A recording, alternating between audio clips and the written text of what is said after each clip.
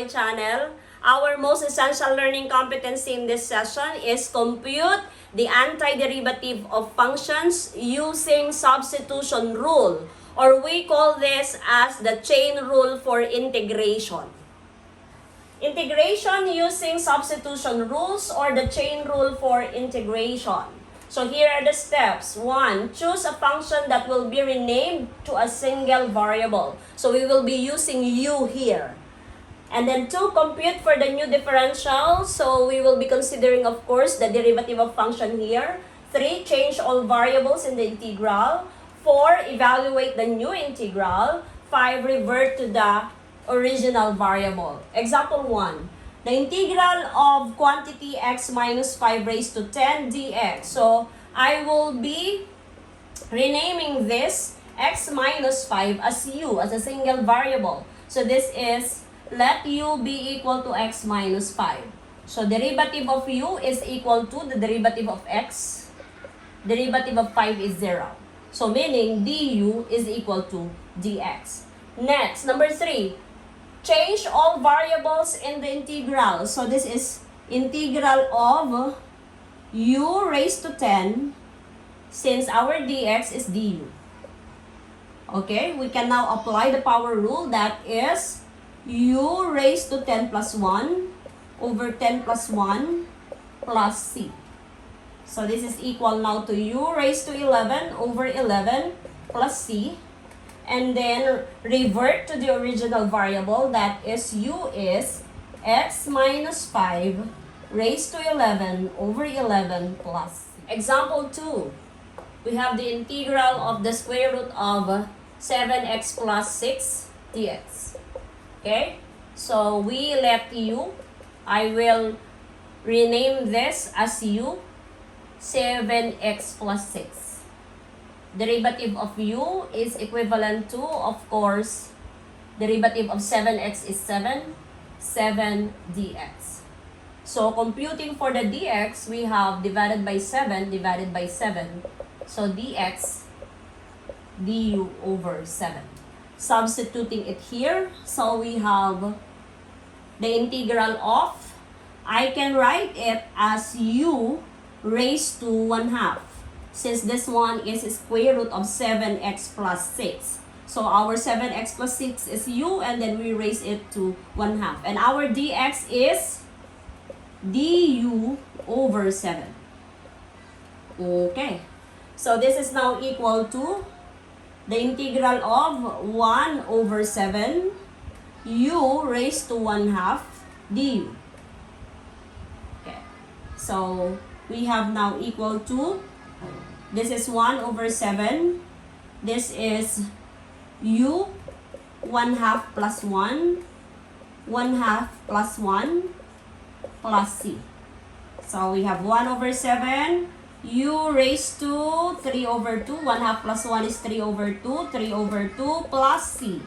And finally, we have 1 over 7. This one is 2/3. So I will be multiplying it here. And then u raised to 3 over 2 plus c. And then finally, we have 1 times 2 is 2 over 21. This one is u. Our u here is 7x plus 6 raised to 3 over 2 plus c. Since it is in radical form, I will be writing it in radical form too. This is 2 square root of 7x plus 6 cubed over 21 plus c.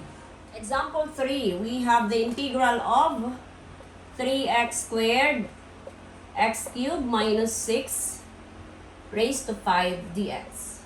So I will be renaming this as u. So we have let u is equal to x cubed minus 6.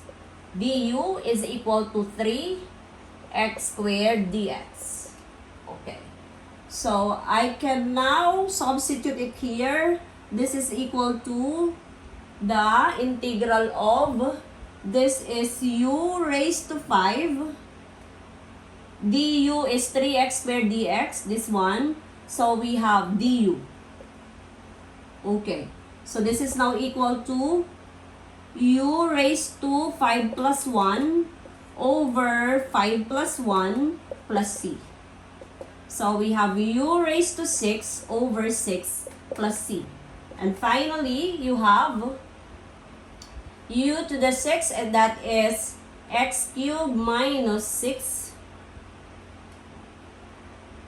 raised to 6 over 6 plus Example 4. We have the integral of e raised to cosine of x sine x dx. So I will be renaming this as u. So we have let u be equal to cosine of x. So derivative of u is equal to derivative of cosine x is negative sine x dx. Okay. So this is now equal to the integral of e to the u. This one is negative. Of course, this one is negative. So we have negative 1, negative 1. Negative du is equal to sine x dx. So we have negative du. Okay.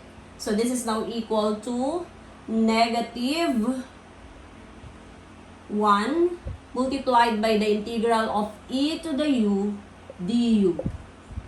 So applying the rule for e to the u, that is negative 1 times e to the u plus c.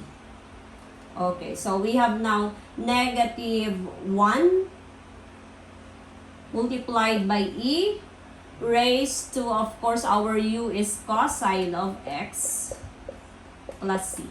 And finally, we have negative e raised to cosine of x plus c. Number 5, we have the integral of 1 over 3x minus 1 dx. So I will be naming this as u. So we have let u be equal to 3x minus 1. So derivative of u is equal to 3. Derivative of 3x is 3 dx. Since this one is dx, so we will divide both sides by 3. So we have dx is equal to du over 3. So let us substitute it here now. The integral of 1 over 3x minus 1 is u, and dx is du over 3. Okay. So this is now equal to, since this one is 1/3, I will be putting it here, and then the integral of 1 over u du. So applying the law for this, that is 1/3 multiplied by the integral of 1 over u du is ln of the absolute value of u plus c. Okay. So therefore, this one is 1/3. ln of our u here is 3x minus 1 plus c. Example 6. We have the integral of x over square root of 5 minus 3x squared dx. So I will be renaming this as u. So we let u be equal to 5 minus 3x squared. So du is, derivative of 5 is 0. Derivative of this is negative 6x dx.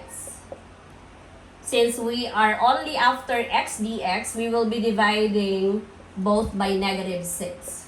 So this one is x dx du over negative 6. So we can now substitute it here. This is the integral of x dx is du over negative 6 multiplied by, of course, this one, 1 over u. I will be writing it as this, fraction form. The exponent is fraction.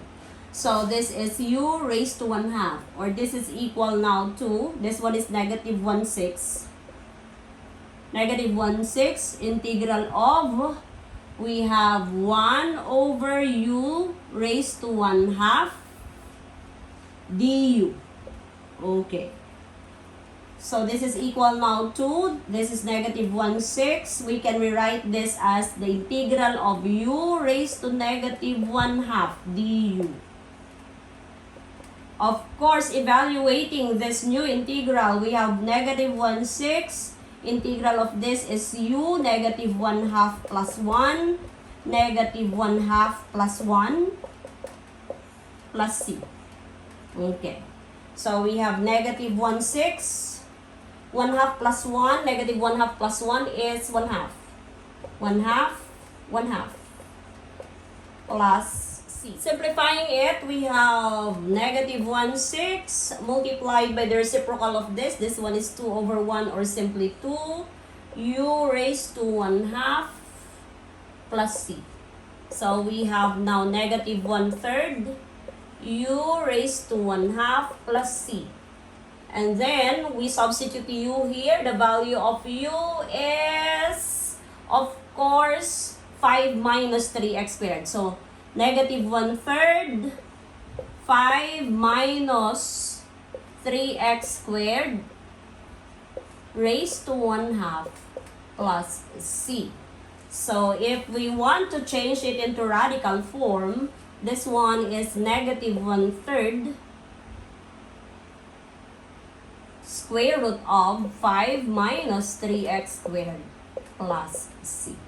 That's it. Example number 7. We have the integral of sine x over 1 minus cos x dx. So I know that the derivative of cosine x is sine x. So I will be renaming this one as u. So we let u be equal to 1 minus cos x. Derivative of u, derivative of 1 is 0. Derivative of cosine x is, of course, negative sine x. Of course, this one is dx. Take note that this one is negative, so I put negative here, and then the derivative of cosine x is negative sine x. So we have now du is equal to sine x dx. Substituting it here, we have the integral of sine x dx is du over u. So I can rewrite it this way, 1 over u du. Applying the rule for this, we have ln of the absolute value of u plus c. So ln of u is, of course, 1 minus cosine x plus c.